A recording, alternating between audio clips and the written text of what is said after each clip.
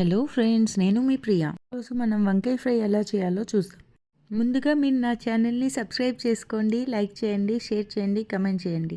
వంకాయల్ని బాగా వాటర్లో వాష్ చేసుకోవాలి అండి. ఫస్ట్ వంకాయల్ని బాగా వాటర్లో వాష్ చేసుకోవాలి. బ్యాక్ సైడ్ ఉన్న తొడిమెని తీసేయాలి. కట్ చేసినాక కూడా వాటర్లో కాసేపు ఉండనివ్వాలి, లేదంటే బ్లాక్గా అయిపోతుంది.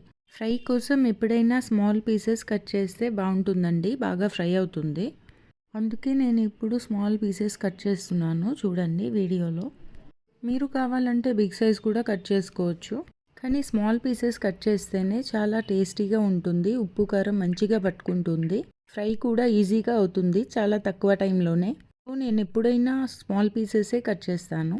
చూడండి వీడియోలో నేను ఎంత స్మాల్ పీసెస్ కట్ చేస్తున్నాను సన్నగా. ఇలా కట్ చేసిన తర్వాత పీసెస్ని వాటర్లో వేసుకోండి.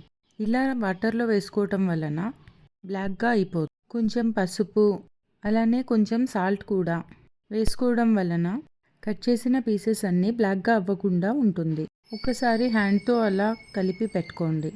కలపడం వలన పీసెస్కి పట్టుకుంటుంది. చూడండి, ఇప్పుడు పచ్చిమిర్చి కట్ చేసుకుందాం. వంకాయలో మిక్స్ అయిపోతుందని నేనైతే చాక్తో కాకుండా ఫింగర్స్తోనే జస్ట్ ఇలా పెద్ద పీసెస్ లాగా చేసుకున్నాను. ఎవరైనా తినలేదు అయితే తీసి పడేయచ్చు. మిక్స్ అయిపోతే కారం ఎక్కువైపోతుంది. సో మీడియం పీసెస్ కట్ చేస్తున్నాను. మీకు కారంగా కావాలి అనుకుంటే స్మాల్ పీసెస్ కట్ చేసుకోవచ్చు. పక్కన పెట్టుకుందాం. నెక్స్ట్ ఆనియన్ కట్ చేస్తాం. ఆనియన్ ఫస్ట్ బాగా వాష్ చేసుకోవాలి.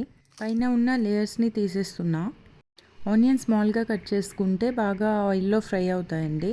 చూడండి నేను ఎలా కట్ చేస్తున్నాను.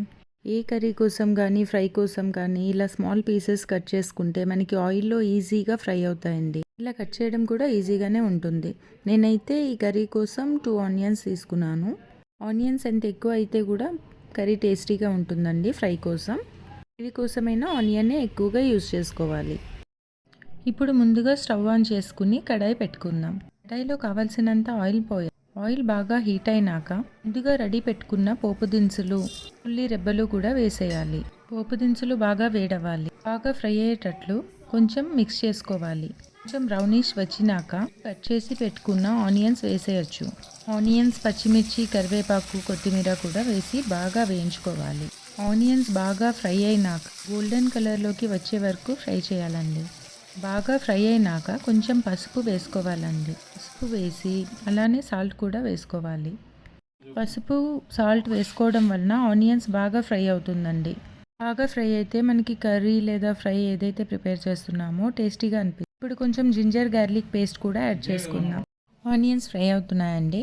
బాగా ఫ్రై అయినాక మనం ముందుగా కట్ చేసి పెట్టుకున్న వంకాయ ముక్కల్ని కూడా వాటర్లో నుండి తీసి కడాయిలో వేసుకునవచ్చు. వేసి బాగా కాసేపు మిక్స్ చేయాలండి.